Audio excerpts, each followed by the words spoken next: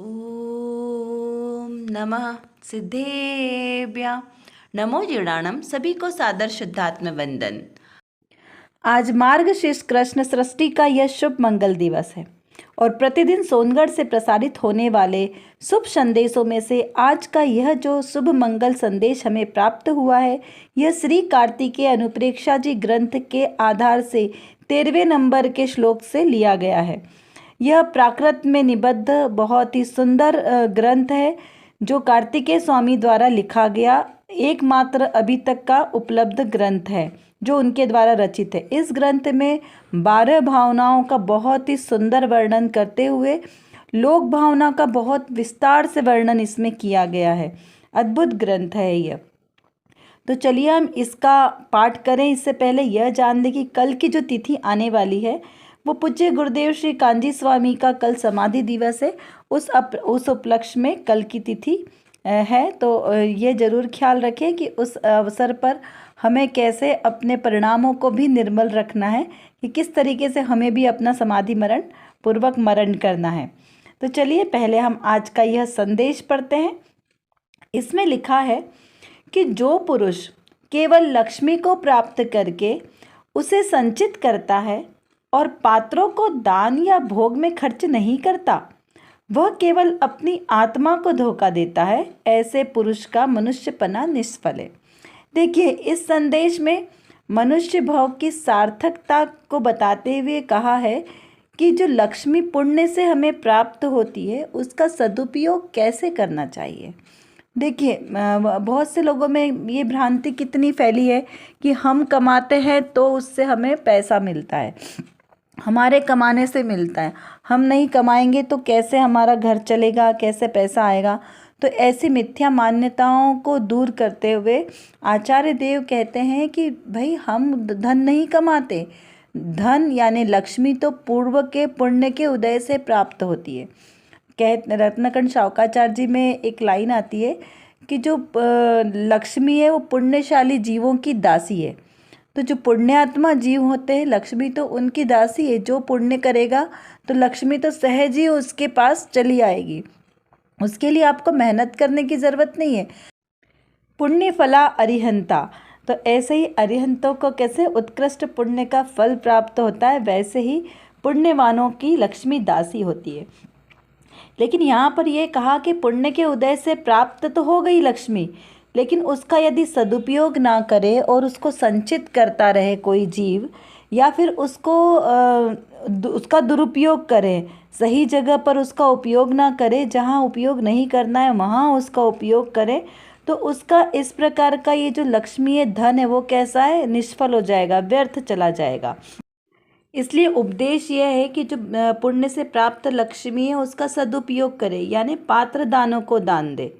भोगों में खर्च करेगा तो भी वह लक्ष्मी की सार्थकता नहीं होगी, या फिर वह केवल अपनी आत्मा को धोखा देगा। कैसे देगा कि वह पात्र दानों को भी नहीं देगा और जो धन को कहीं पर बोलियां लेकर या करुणा दान देकर, इस प्रकार दान देकर अपने आप को महादानी मानेगा। तो अगर वो ऐसा अपने आप को जो जीव महादानी मानते हैं तो वो भी कैसे अपनी आत्मा को धोखा देते हैं। ऐसा ही रत्नकंठ शावकाचार्य जी में पंचम काल के धनाढ्य जीवों के परिणाम कैसे होते हैं, ये बहुत ही सुंदर वर्णन उसमें आया है, एकदम सटीक। कि देखिए, आचार्य देवों की बुद्धि कितनी प्रकृष्ट बुद्धि थी कि इतने वर्षों पहले जब आचार्य समंतभद्र देव ने जब ग्रंथ लिखा, उस समय ही लिख दिया था कि पंचम काल के धनाढ्य जीवों के भाव कैसे होते हैं। और जब आप उसको पढ़ेंगे ना तो आपको बिल्कुल ऐसा ही लगेगा कि एकदम एक एक पॉइंट सटिक जाता है। एक भी आपको पंचम काल के, मतलब ये जो पंचम काल चल रहा है ना, इसमें अभी भी एक भी आपको ऐसा धनाढ्य जीव नहीं दिखेगा जिसमें इस टाइप के परिणाम नहीं होंगे।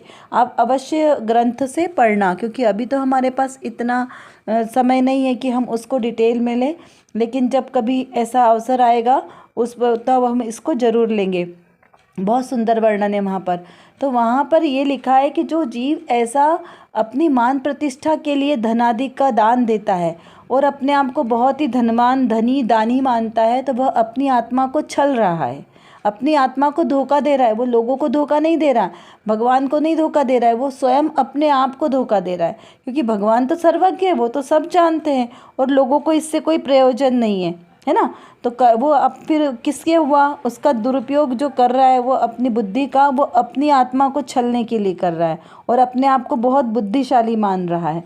तो इस प्रकार यहाँ पे कहा है कि ऐसे मनुष्य का मनुष्यपना निष्फल है। क्योंकि देखिए ये मनुष्य भाव मिला है, ये भी कितने महापुण्य के उदय से मिला है।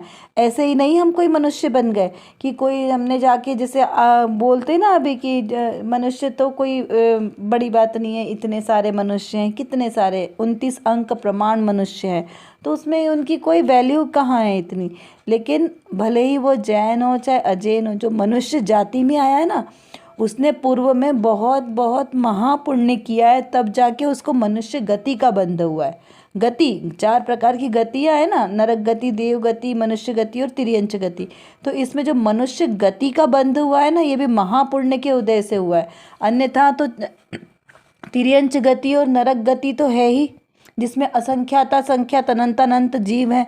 और उसमें भी कैसे है, 1 इंद्री, 2 इंद्री, 3 इंद्री, 4 इंद्री, 5 इंद्री में भी असंगी पंचेंद्री जीव भी है। तो इतनी सारी गतियों की कितनी सारी 84 लाख योनियाँ हैं, 4 गति की 84 लाख योनियाँ। तो उसमें सबसे ज़्यादा तो तिर्यंच गति के जीव हैं। तो उन तिर्यंच गति में अगर जन्म लें तो आप उनके दुखों को देखें। छड़ाला जी में चारों गतियों के दुखों का वर्णन बहुत विस्तार से किया गया है। वहाँ पर जिन्होंने पढ़ा है उनको तो बहुत अच्छे से पता है कि चारों गतियों में क्या क्या दुख होते हैं। लेकिन जो अभी नए नए स्वाध्याय करने वाले हैं, उन्हें अगर पूरा नहीं पता है तो वो आसपास से कहीं से थोड़ा सा समझने की कोशिश करें, या फिर आप हमसे लिख कर पूछ सकते हैं, तो उसको हम थोड़ा सा अलग से एक वीडियो में अलग से डिटेल करके बताएंगे। तो इन 4 गतियों में जो दुख है वो कितने कितने हमारी मतलब जिह्वा से कहे नहीं जा सकते ऐसे दुख है पांचों इन चारों गति के जीवों के। और नरक गति के दुख तो है ही असहनीय दुख। तो इस प्रकार इन 3 गति और हमें लगता है कि देवगति में सुख है, लेकिन देवगति में भी सुख नहीं है, वहाँ पर भी बहुत दुख है। मनुष्य गति में भी है, तो चारों गतियाँ ही दुख रूप, लेकिन फिर भी संयम की अपेक्षा से मनुष्य गति को उत्कृष्ट कहा है। क्योंकि जो जीव मनुष्य गति में जन्म लेकर अपनी आत्मा को पहचान ले वो महासुखी हो सकता है। क्या कहा मैंने, जो जीव मनुष्य गति को धारण करके अपनी आत्मा को पहचान ले तो उसका भाव सार्थक हो जाएगा और वो कैसा हो जाएगा, सुखी हो जाएगा। और ये सुख होने का मार्ग एकमात्र मनुष्य गति में ही है, क्योंकि संयम की सार्थकता से मनुष्य गति में ही हो सकती है। इसलिए मनुष्य गति में ही ये फैसिलिटी है कि आप यहाँ पर संयम धारण करके मोक्ष जा सकते हैं। देवगति में तो संयम है ही नहीं। अगर मिथ्या दृष्टि बनकर देवगति में उत्पन्न हुए तो वहाँ वो उस भाव का कोई फायदा नहीं है। वहाँ से आयु पूर्ण करके वो जीव निकृष्ट पर्यायों में ही जाएगा, यानी एकेंद्रीय आदि पर्यायों में जाएगा। कौन से जीव, मिथ्या दृष्टि जीव। सम्यक दृष्टि जीव तो नो डाउट देवगति में जाएंगे, तो वहाँ से फिर से मनुष्य गति में आके और फिर मुनिव्रत धारण करके अपना मोक्ष साधन करेंगे, तो वो सुखी हो जाएंगे। लेकिन जो मिथ्या दृष्टि है भवनत्रिक वाले, उनका तो वहाँ पर देवगति में जाने का कोई सार्थकता ही नहीं है ना। तो और मनुष्य गति में आने से ये हमें एक बेनिफिट है कि यहाँ पर हम अपने आत्म स्वभाव को समझ सकते हैं, अपने को पहचान सकते हैं। जिन वाणी का श्रवण करना, जिन देव शास्त्र गुरु की विनय करना, क्योंकि हमारे पास अनंत भगवान का साक्षात में ही हमें समागम है ना, ज्ञानी गुरु है, तो इन सब के समागम से हम अपना भाव सार्थक कर सकते हैं। लेकिन यदि हमने ये सब नहीं किया और ये मनुष्य गति में आकर भी हमको अगर ऐसी जगह पे हम जन्म लिया जहाँ हमें जिन शासन जिन धर्म का कोई प्रभाव नहीं है, कोई वहाँ पर हमें उनका समागम नहीं है, तो ये हमारा मनुष्य भाव भी कैसा हो जाएगा, व्यर्थ हो जाएगा। बिल्कुल इस तरीके से जैसे चिंतामणि का समुद्र में गिर जाना। तो इस प्रकार ये मनुष्य भाव की बहुत दुर्लभता है। और ऐसा दुर्लभ मनुष्य भाव कैसे सफल होगा, जो हमें पुण्य के उदय से जो हमें लक्ष्मी प्राप्त हुई, दोनों तरह की लक्ष्मी, आत्मिक लक्ष्मी भी और बहिरंग लक्ष्मी भी। आत्मिक लक्ष्मी के में क्या आया, हमें जैन धर्म मिला, जिन कुल मिला, जिन शासन मिला, वीतरागी देव भगवान का हमें समागम मिला और हमें तत्व को जानने की रुचि मिली। ये हमारी अंतरंग विभूति है, ये हमारी अंतरंग लक्ष्मी है। और बहिरंग लक्ष्मी जो हमें सब हमें अनुकूलता मिली, धन वैभव संपन्नता मिली, तो उससे क्या हो, हम अपनी आत्मा का ध्यान कर सकते हैं ना, निर्विकल्प हो सकते हैं। तो ये हमें दोनों प्रकार की जो लक्ष्मी प्राप्त हुई है, इस लक्ष्मी को प्राप्त होने पर भी यदि हमने सुपात्र दान को दान नहीं दिया, अपनी आत्मा को नहीं पहचाना, तो हमारा यह जो मनुष्य भाव है वह कैसा हो जाएगा, निष्फल हो जाएगा। इस प्रकार से इस संदेश को यहाँ पर इसका अर्थ निकलता है। तो हमें क्या करना है, पहला कार्य ये करना है कि अपने मनुष्य जन्म को सार्थक करना है। और उसके लिए पहला कार्य ये है कि हमें अपनी आत्मा का निर्णय करना है कि मैं आत्मा हूँ, मैं शुद्ध त्रिकाली शुद्ध जीव द्रव्य हूँ, और मैं सुखी, द्रव्य स्वभाव से सुखी हूँ, और आगे भी अपने ही स्वभाव का अवलंबन लेकर मैं सुखी हो सकता हूँ। इस प्रकार से हमें यहाँ पर दृढ़ निश्चय करना है, तो ही हमारे इस मनुष्य भाव की सार्थकता होगी। चलिए, इतना आपको समझ में आ गया होगा। अब देखते हैं आज की रत्न कणिका में कौन सी विशेष बात आई है। यहाँ पर श्रोता ने एक प्रश्न किया है, सम्यक दृष्टि को अंतरंग शुद्धि बढ़ती रहती है। तो यहाँ पर असमाधान स्वरूप बताया है कि भूमिका अनुसार अंतरंग शुद्धि अमुक प्रमाण में बढ़ती जाती है, उसे भेद ज्ञान वर्तता है, स्वरूपाचरण चारित्र है, अनंतानुबंधी कषाय का अभाव हो गया है और शुद्धि में वृद्धि हो रही है। 2400 घंटे चैतन्य का आश्रय है, उपयोग बाहर जाता हो तब भी उसकी डोर स्वयं स्वरूप की ओर खींचता रहता है, उपयोग की डोर को स्वरूप की मर्यादा छोड़कर बाहर नहीं जाने देता। इस प्रकार ये चर्चा में आज की रत्न कणिका में जो विषय दिया, ये चर्चा का अंश है। यहाँ पर क्या बताया है कि सम्यक दृष्टि को अंतरंग की शुद्धि बढ़ती है। तो देखिए कितना इसका सटीक समाधान है कि जब सम्यक दृष्टि जीव है, यानी सम्यक दृष्टि जीव मतलब कौन, जिसकी दृष्टि आत्मसम्मुख हो गई है, वो सम्यक दृष्टि यानी सच्ची दृष्टि वाला जीव। तो जब वो जिस जीव की दृष्टि आत्मसम्मुख होती जाएगी, तो धीरे धीरे उसके परिणामों में भी शुद्धि बढ़ती जाएगी, क्योंकि अभी तक अनादिकाल के संस्कार कैसे हैं, मिथ्यात्व वाले हैं। और अंतरंग में जब शुद्धि बढ़ती जाएगी तो बाहर की जो हमारी भूमिका है वो भी तो बढ़ेगी ना। जैसे अभी हमारा प्रथम गुणस्थान है मिथ्यात्व दशा का, अभी मिथ्यात्व दशा में जब सम्यक्त प्रकट हुआ तो गुणस्थान कौन सा हो जाएगा, चतुर्थ गुणस्थान हो जाएगा। फिर उसमें धीरे धीरे आत्मा की विशुद्धि होगी, क्योंकि व्रतादि ग्रहण करने के संस्कार अपने आप ही आएंगे। हमें किसी को बताना नहीं पड़ेगा कि अभी आपको व्रत लेना है, अब आपको अनुव्रत पालन करना चाहिए, आपको ऐसा करना चाहिए, अपने को आत्म ध्यान ज़्यादा करना चाहिए, सामायिक कितनी करनी चाहिए। ये सब भाव कैसे होंगे, सहज ही उत्पन्न होंगे, क्योंकि जब दृष्टि आत्मसम्मुख होगी तो संसार शरीर भोगों से विरक्ति आएगी, तभी तो दृष्टि आत्मसम्मुख होगी ना। तो जब आत्मसम्मुख दृष्टि होगी तो उसको सहज ही परिणाम होंगे कि उसको व्रतादि ग्रहण करने, तो पंचम गुण स्थान हो जाएगा। फिर धीरे धीरे उसमें विशुद्धि और अपने आप ही बढ़ेगी सहज, और सहज ही उसे मुनि दशा के संस्कार आएंगे। और ये इससे कैसा होगा, धीरे धीरे उसकी कषायों की मंदता होगी। जैसे देखिए ये जो पूरी प्रोसेस चलेगी, इसमें भेद ज्ञान तो प्रति समय चलेगा, क्योंकि जब सम्यक दृष्टि जीव, जब कहने में आता है कि जीव सम्यक दृष्टि है, तो उसको भेद ज्ञान निरंतर वर्तता है, निरंतर भेद ज्ञान दर एक प्रसंग में, माता जी कहती हैं कि दर एक प्रसंग में भेद ज्ञान वर्तता है। कैसे, क्योंकि आपको ऐसा लगेगा नहीं कि कोई एवरी टाइम बैठ के उसको भेद ज्ञान करना है, लेकिन दृष्टि में सारा खेल कहाँ चल रहा है, दृष्टि में, यानी मास्टर माइंड कौन है, हमारा माइंड। हमारे देखिए हमारे जो, ये तो हमें लौकिक में भी सबको पता है ना कि जो हमारे शरीर की जो संरचना है वो कैसी है, आकृति में। किसी साइंटिस्ट ने थोड़ी आके बनाया है कि हार्ट ऐसा काम करेगा, ब्लड अपना काम किस तरीके से सर्कुलेशन करेगा, हमने जो भोजन ग्रहण किया उसको सब अलग अलग कैसे कन्वर्ट करेंगे, ऐसा कोई काम नहीं करता। ये सब कैसा है, सहज होता है। तो इस सबको बैलेंस करता कौन है, माइंड। तो क्या माइंड ऐसे धीरे धीरे एक एक को बताता है कि अब ऐसी ऐसी क्रिया होगी, अब ऐसा क्रिया होगा, किसी को ऑर्डर देता है? नहीं, क्योंकि वो ऑर्डर तो जाता है लेकिन किसी के पकड़ में नहीं आता वो ऑर्डर। तो उसी तरीके से यहाँ समझना कि भेद ज्ञान भी हमारे माइंड से चलेगा। वस्तु में भिन्नता कि ये मेरी स्ववस्तु है, ये नहीं है, ये मेरे काम की और ये मेरे कार्यकारी नहीं है। तो इस प्रकार ये हमारा, इसको भेद ज्ञान कहते हैं। घर के सारे कार्य करते हुए, संसार के सभी चीज़ों में लगा लेना, सभी कार्य करते हुए भी दृष्टि कहाँ है, स्वसन्मुख रहेगी कि इसमें से मेरा कार्यकारी क्या है और मेरे कार्यकारी क्या नहीं है, उसको कहते हैं भेद ज्ञान। प्रति समय वर्तता, इसको, ये सहज क्रिया होगी। जब आपकी दृष्टि आत्मसम्मुख होगी तो ये क्रिया सहज होगी। जैसे अभी हमें जिसको मिथ्यात्व है, तो मिथ्यात्व की दशा के जितने भी उसके अनुरूप परिणाम है वो किसी को बताने पड़ते हैं क्या? वो सहज होते हैं ना। सहज ही हमारा विकल्प आता है कि हमें घूमने जाना है, सहज ही हमारे भाव सहज ही होते हैं उस रूप जो मिथ्यात्व दशा के हैं। क्योंकि अभी हम एक एक को डिटेल नहीं करेंगे, इसको हम थोड़े में बहुत समझना है कि हर एक तरह के परिणाम जो मिथ्यात्व का पोषण करने वाले हैं वो सहज उत्पन्न होते हैं।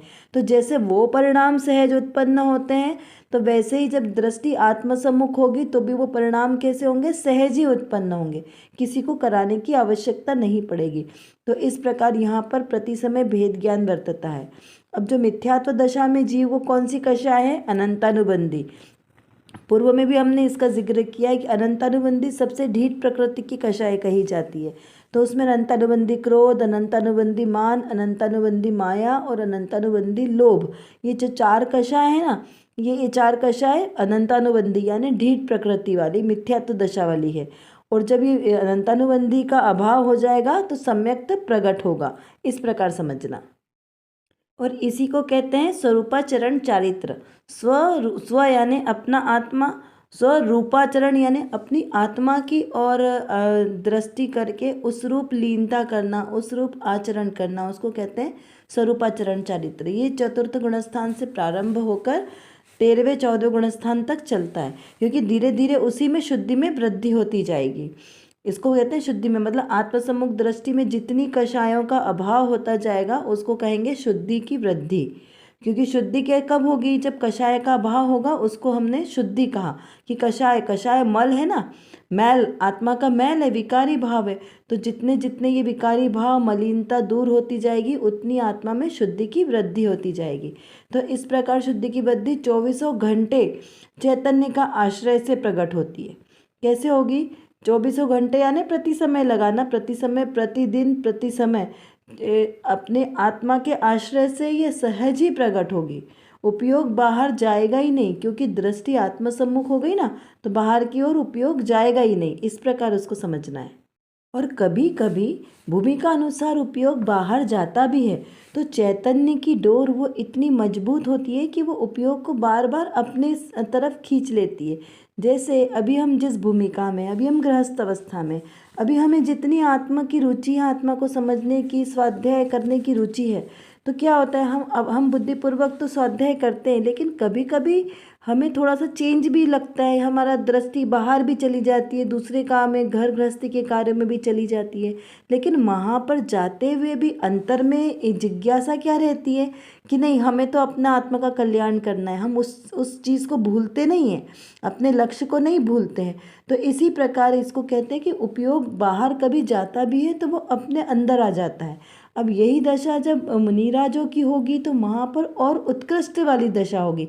यहाँ तो हम गृहस्थ हैं, तो हम अपने हिसाब से इसको बता रहे हैं कि क्योंकि हमें भी तो अपना प्रयोजन सिद्ध करना है ना, तो हमें अपनी भूमिका अनुसार समझना है कि भाई हम बाहर में कितने भी हमारे घर गृहस्थी के कार्य कर ले, लेकिन हमारे ज्ञान में, हमारी दृष्टि में अपने स्वरूप का ख्याल होना चाहिए कि मेरा रियल कार्य है क्या। करते हुए भी इन कार्यों का अपने को कर्ता नहीं मानना है, सारे पदार्थों को व्यवस्थित भी करना है, सबके सारे कार्य करने में ऐसा नहीं करना है कि हमें अपनी जिम्मेदारी का कोई काम नहीं करना है, जिम्मेदारियों को छोड़ देना है। अपने जिम्मेदारियों के सारे कार्य करते हुए भी उसका भार सिर पे नहीं लेना है कि मैं ये कार्य का करता हूँ, तब उसको कहेंगे कि हमें, हमारी दृष्टि आत्मसम्मुख हो रही है। इसी तरह प्रति समय भेद ज्ञान करना आवश्यक है। तो चलिए अब हम अपनी आज की जो संदेश है इसका सार रूप समझते हुए उसका चिंतन करते हैं कुछ प्रश्नों के आधार से। तो ऊपर आपको कुछ प्रश्न दिए गए, इनका आप अपने ज्ञान के द्वारा उसका समाधान खोजने का प्रयास करें कि लक्ष्मी पुण्य से प्राप्त होती है तो उसका सही उपयोग कैसे किया जाना चाहिए। सुपात्र दान का फल क्या है? कौन सा दान कार्यकारी है? अंतरंग शुद्धि में वृद्धि किस रीति से की जाती है? भूमिका अनुसार भेद ज्ञान की तैयारी कैसे होती है?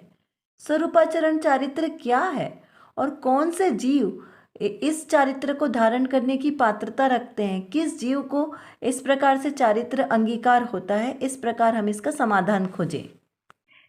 चलिए, आज की कक्षा का समय हमारा पूर्ण होने को आया है। आशा करती हूँ आपको यह सब अच्छी तरीके से समझ में आ गया होगा। यदि कुछ नहीं समझ में आया हो तो आप ज़रूर हमसे कमेंट बॉक्स में लिखकर पूछ सकते हैं। और जो विषय आज हमारे सामने हुआ, इसको बारंबार चिंतन करते रहें, जिससे हमारी दृढ़ता मजबूत हो। और इसी प्रकार सम्यक श्रद्धा के साथ जो भी हम क्रिया करेंगे वही हमारे लिए कार्यकारी होगी। अतः सम्यक दर्शन, सम्यक ज्ञान और सम्यक चारित्र के साथ हम भी अपने ऐसे रत्नत्रय को प्रकट करें, सच्चा श्रद्धान करें। इसी पवित्र शुभ भावनाओं के साथ आप सभी को सादर जय जिनेंद्र।